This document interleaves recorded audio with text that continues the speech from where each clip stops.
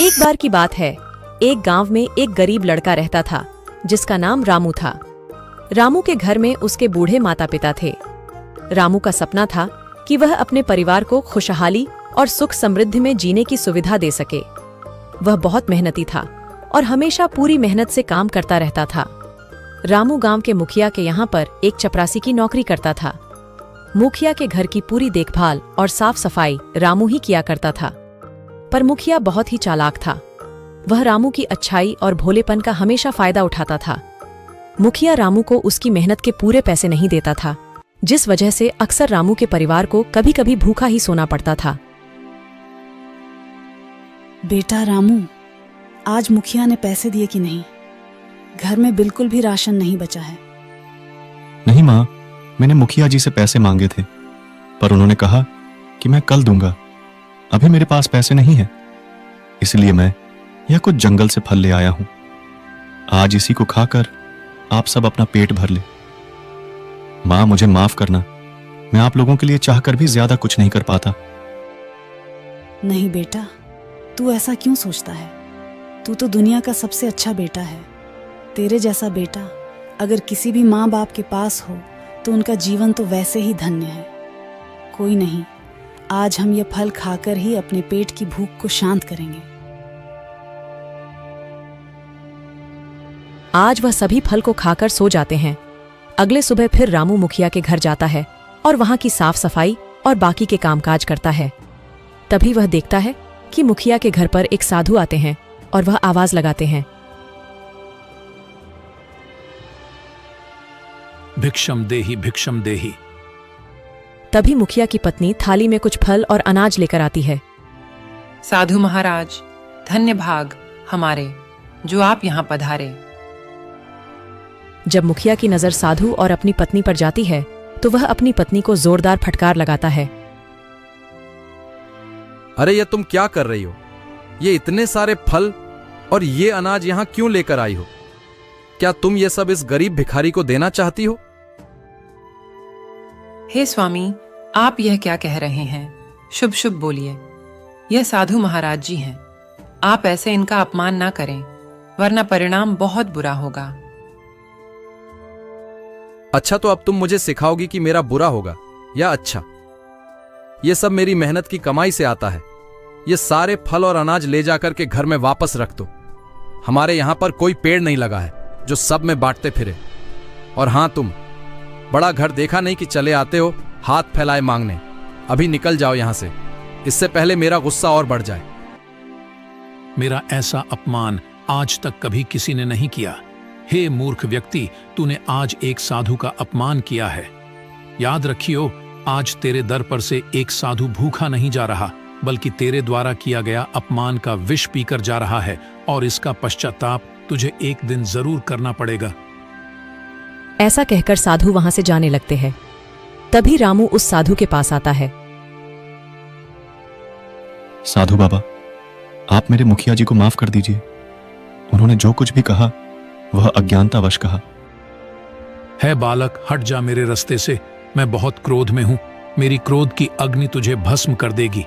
माफ करिए साधु महाराज, मैं आपका गुस्सा समझ सकता हूं, पर साधु महाराज, मेरी आपसे विनम्र प्रार्थना है कि आप मेरे घर चले। आपकी सेवा करने का मुझे सौभाग्य प्रदान करें। मेरा परम सौभाग्य होगा अगर मैं आपकी सेवा कर पाया। रामू की बातों से साधु महाराज का दिल पिघल जाता है और एक पल में ही उनका गुस्सा शांत हो जाता है और वह रामू के घर जाने को राजी हो जाते हैं। रामू साधु महाराज को घर लेकर जाता है। वहां साधु महाराज देखते हैं कि रामू एक बहुत ही गरीब कुटिया में रहता था। वहां पर उसके बूढ़े माता पिता थे और घर में गिनती के 2-4 बर्तन। घर में ना कुछ खाने को दिख रहा था और ना ही सोने के लिए बिस्तर। रामू साधु महाराज को भोजन कराता है। भोजन में ज्यादा कुछ तो नहीं था, पर रामू से जितना हो सका उसने साधु महाराज के लिए खाने का इंतजाम किया। रामू ने खाने में साधु महाराज जी के लिए कुछ फल रखे और खाने में मीठे चावल की खीर रखी।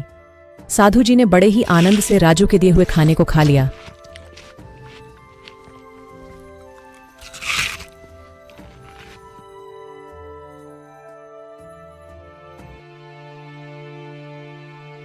बेटा, मैं तुम्हारी सेवा भाव से बहुत प्रसन्न हुआ हूं।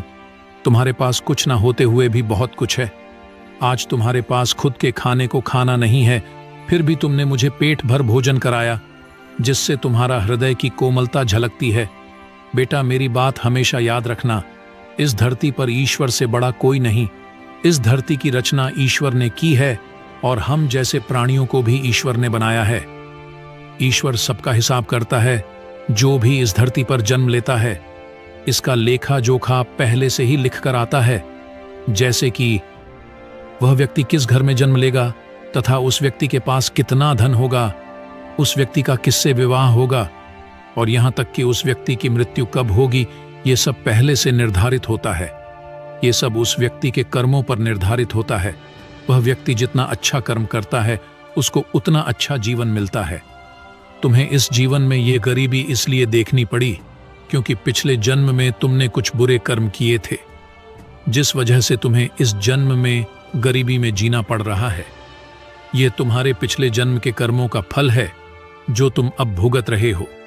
पिछले जन्म में तुम एक धनी सेठ थे और तुम्हें पैसों की बिल्कुल कदर नहीं थी, यहां तक कि तुम गरीबों से भी बहुत ईर्ष्या करते थे। तुमने हमेशा गरीबों के हक के पैसे मारे और उससे अपनी जेब भरते रहे। तुमने कभी किसी के साथ अच्छा व्यवहार नहीं किया, जिस वजह से तुम्हें अपने बुरे कर्मों का फल भी बुरा ही मिला। लेकिन इस जन्म में तुमने अपने पिछले जन्म की हुई गलती को सुधारने की कोशिश की है, अनजाने में ही सही, लेकिन तुम्हारा स्वभाव पिछले जन्म से बिल्कुल अलग है। इस जन्म में तुम पिछले जन्म से बिल्कुल ही विपरीत हो। इस जन्म में तुम एक ईमानदार, सच्चे और निस्वार्थ व्यक्ति हो।